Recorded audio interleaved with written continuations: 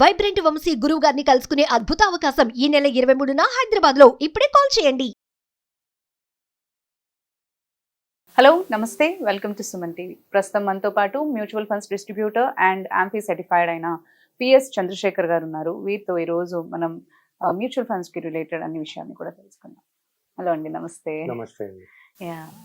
So మనం అనుకుంటూ ఉంటాం, అంటే చాలా మంది మంచి ప్యాకేజెస్ ఉన్నప్పుడు బాగానే ఎర్న్ చేస్తున్నారు, అండ్ ప్యాకేజ్ అనే కాదు, బిజినెస్ లో ఏదైనా కానీ మంచిగా ఎర్న్ చేస్తున్నప్పుడు వాడికి ఏంటి, వాడు రిచ్ వెల్దీ అని అనుకుంటాం. నిజంగా మంచిగా సంపాదన ఉండడం నిజంగానే వెల్తీ పర్సన్ అని అంటారు, అంటే రిచ్ పర్సన్ కింద లెక్కేయచ్చు అంటారు అసలు? కీర్తి గారు మంచి క్వశ్చన్ అండి. కీర్తి గారు ఇప్పుడు నా సర్కిల్స్ లో మాట్లాడదాం మేడం. నా సర్కిల్స్ అంటే ఫ్రెండ్ సర్కిల్స్ లేకపోతే రిలేషన్స్ లో నేను 2-3 మాట్లాడాను ఈ ఇన్వెస్ట్మెంట్స్ గురించి, దీని గురించి. కొంతమంది ఏంటంటే మంచి సంపాదన ఉందండి madam, per month 2 lakhs 3 lakhs సంపాదించిన వాళ్ళు ఉన్నారు. వాళ్ళు ఒక ఏజ్ ఉన్నప్పుడు, ఫర్ ఎగ్జాంపుల్ 25 years కి స్టార్ట్ చేస్తారు అని స్టార్ట్ చేస్తారు అనుకుందాం. సో కొన్ని సంవత్సరాల వరకు సంపాదిస్తూ పోవచ్చు. 50 years, కొంత ఇప్పుడు ఐటీలో చేశారనుకోండి, వాళ్ళకి చాలా స్ట్రెస్ ఉంటుంది. కొంతమంది ఇప్పుడు ఏమంటున్నారు, నేను 45K 50K రిటైర్ అయిపోవాలి, నేను చేయలేకపోతున్నాను, అంత స్ట్రెస్ తీసుకున్నాను. కానీ అంత డబ్బులు సంపాదించిన వాళ్ళు అసలు ఇన్వెస్ట్మెంట్స్ చేస్తున్నారా, సేవింగ్స్ ఇన్వెస్ట్మెంట్స్ అనేది చేస్తున్నారా లేదా అనేది కూడా ఆలోచించాలి కదా. ఇప్పుడు నేను మా రిలేషన్స్ మా ఫ్రెండ్స్తో మాట్లాడేటప్పుడు వాళ్ళు ఏమంటారంటే, నాకు నాలెడ్జ్ ఉంది, నేను సంపాదించుకోగలను, నేను ఎందుకు ఇన్వెస్ట్ చేయాలి? మీకు ఈ రోజు గురించి ఆలోచిస్తున్నారు వాళ్ళు. నేను సంపాదించుకోగలను, రేపు కూడా ఒక 10 సంవత్సరాల కూడా నేను సంపాదించుకునే టాలెంట్ ఉంది. We never knew. అంటే ఈ రోజు ఏది ఉందో రేపు 10 years తర్వాత అదే ఉంటుందని చెప్పలేము అంటారు.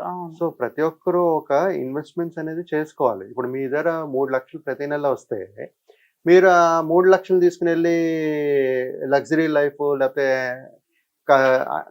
వాంట్స్ మీద ఇన్వెస్ట్మెంట్స్ చేసి మీరు కొంటూ ఉంటే మీకు వెల్త్ అనేది క్రియేట్ ఎలాగవుతుంది? మీకు ఒక 45 years 50 years తర్వాత మీరు పని చేయలేకపోతే ఎలాగా? మీ ఫ్యామిలీ రిక్వైర్మెంట్ నీడ్స్ ని ఎలా ఫుల్ఫిల్ చేయగలుగుతారు? అప్పుడు కూడా ఇంపార్టెంటే కదా. ఎప్పుడైతే మనం పని చేయలేమో సో అందుకే కదా ప్రతి ఒక్కరు ఈ రిటైర్మెంట్ ప్లానింగ్ అని ప్లాన్ చేస్తుంటారు. సో ఎవరైతే ఇలాంటి శాలరీ ఎక్కువ డబ్బులు సంపాదిస్తుంటారో వాళ్ళు ఎంతో కొంత ప్లానింగ్ అనేది ఉండాలి, చేసుకోవాలి. లేదు నేను సంపాదించగలను, నాకు అవసరం లేదు, నేను 60 వరకు 70 వరకు కూడా నేను సంపాదించగలను అనుకుంటే, వెల్ ఇట్స్ యువర్ థింకింగ్. మనం ఏం చేయలేము. మనం కానీ as a mutual fund distributor educate చేయగలం. ఇంత అమౌంట్ వచ్చినప్పుడు, శాలరీ వచ్చినప్పుడు మనం ఎలాగ అసలు ఇన్వెస్ట్ చేయాలి, ఎంత చేయగలుగుతున్నాం, మన ఖర్చులు ఎక్కడ మిస్స్పెండింగ్ చేస్తున్నాము, ఎక్కడైతే అనవసరమైన ఖర్చులు చేస్తున్నాము, అవన్నీ మనం అనలైజ్ చేసుకుని మనం ఒక ప్లాన్ అనేది, ఒక గోల్ అనేది సెట్ చేసుకునేటప్పుడు ఇన్వెస్ట్మెంట్స్ అనేది చేయగలం మేడం. ఇప్పుడు డబ్బులు ఉన్న వాళ్ళందరూ రిచ్ కాదు, అలాగే middle class lower class people ఉన్నారు. వాళ్ళు ఏం చేస్తారు మేడం, ఒక 20,000 30,000 40,000 జీతం వస్తుంది అనుకోండి, వాళ్ళు ఆ డబ్బుల్లో మనం ఎలాగ ఇన్వెస్ట్ చేయాలి, ఎక్కడ తగ్గించుకోవచ్చు అని చూస్తుంటారు. కానీ ఎవరికైతే ఈ డబ్బులు ఎక్కువ వస్తుంటారు చూసారా మేడం, ఆ థాట్ ఉండదు. వాళ్ళు వస్తూనే ఉంటాయి కదా, మన తర్వాతైనా చేసుకోవచ్చు అని అనుకుంటుంటారు. సో మన మ్యూచువల్ ఫండ్స్ లో మేడం ఇన్వెస్ట్మెంట్స్ ఎప్పుడు మనకు ఒక లాంగ్ టర్మ్, సమయం ఎక్కువ ఉంటే తక్కువ అమౌంట్ తో మంచి కార్పస్ అనేది క్రియేట్ చేసుకోవచ్చు. అదే మీరు సంపాదిస్తున్నారో బాగానే ఉంది, 25 నుంచి 35 40 years వరకు ఏం కట్టలేదు అనుకోండి, ఇన్వెస్ట్మెంట్స్ చేయట్లేదు అనుకోండి, 45 years వచ్చినప్పుడు మీరు రియలైజ్ అవుతారు, నాకు 15 years ఉంది, నాకు రిటైర్మెంట్ కి నేను ఏం చేయలేదు, ఇప్పుడు చేయాలనుకుంటున్నాను అంటే, అప్పుడు మీకు చాలా హై వాల్యూ ఎస్ఐపిస్ అనేది లేకపోతే లంసమ్ అనేది చేయాలి, రైట్? అయినా సరే మీకు వచ్చే రిటర్న్స్ చాలా తక్కువ ఉంటది. ఎవరైతే 25 సంవత్సరాలు తక్కువ అమౌంట్ తో స్టార్ట్ చేసి 25 years 30 years ఇన్వెస్ట్ చేశారో వాళ్ళ కార్పస్ ఎక్కువ ఉంటుంది మీ దానికన్నా. కరెక్ట్. సో ఎందుకు మనం అంత కష్టం చేసుకోవాలి? సిచ్యువేషన్స్ రియలైజ్ అయినా లాభం లేదంట. లాభం లేదు మేడం, అంత ఇన్వెస్ట్మెంట్స్ చేయాలి, అప్పుడు చాలా ఎక్కువ ఇన్వెస్ట్మెంట్స్ చేయాలి. అప్పుడు చేయగలరో చేయలేరో ఎవరికి తెలుసండి.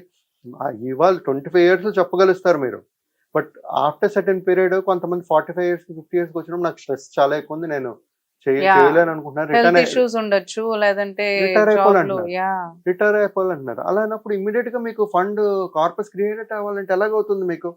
అవదు కదా మేడం. అవదు. సో ప్రతి ఒక్కరు నేను చెప్పేది ఏంటంటే రిచ్ అంటే రిచ్ ఎంతైనా సంపాదించండి మీరు. మీకు సోర్స్ ఆఫ్ ఇన్కమ్ వచ్చినప్పుడు మంచిగా ఇన్వెస్ట్మెంట్స్ అనేది చేసుకోవాలి. అది రిచ్ అయినా సరే, మిడిల్ క్లాస్ అయినా సరే, లోవర్ పీపుల్ అయినా సరే. ఇన్వెస్ట్మెంట్స్ అనేది చేసుకుంటేనే మన ఫ్యామిలీ అనేది సెక్యూర్డ్గా ఉండగలుస్తుంది ఫ్యూచర్లో. మీరు ఒక 50 ఇయర్స్ రిటైర్ అయిపోయినా సరే ఒక హెచ్డిఎఫ్లిపి రూపంలో ప్రతి ఇన్కమ్ ఒక ఫిక్స్డ్ ఇన్కమ్ అనేది మనం జనరేట్ చేసుకోవచ్చు మేడం. సో ప్రతి ఒక్కరికి నేను చెప్పేది ఏంటంటే డబ్బులు ఎక్కువ వస్తుందని చెప్పి ఇన్వెస్ట్మెంట్ చేయడం మానేయకండి. మీరు లైఫ్ లాంగ్ నేను పని చేయగలను అంటే ఎవరూ చేయలేరు అది. ఇన్వెస్ట్మెంట్స్ అనేది చేసుకుని ఒక కార్పస్ క్రియేట్ చేసుకోండి, మీ ఫ్యామిలీని సెక్యూర్గా పెట్టుకోండి. యా మంచిగా ఎర్న్ చేసినవి అప్పటికప్పుడు వాళ్ళు ఎంటీ చేసుకోకుండా ఇన్వెస్ట్ చేసుకున్నట్లయితే అవి మనకి నెక్స్ట్ కి అసెట్ లాగా ఉంటుంది కాబట్టి అప్పుడే వాళ్ళు రిచ్ అని అంటారు. ఒక ప్లానింగ్ చేసుకోవాలి మేడం. గోల్ సెట్ చేసుకుని ప్లానింగ్ అనేది ఉండాలి. ఇంపార్టెంట్, చాలా ఇంపార్టెంట్. ఓకే అండి, thank you so much. Thank you అండి.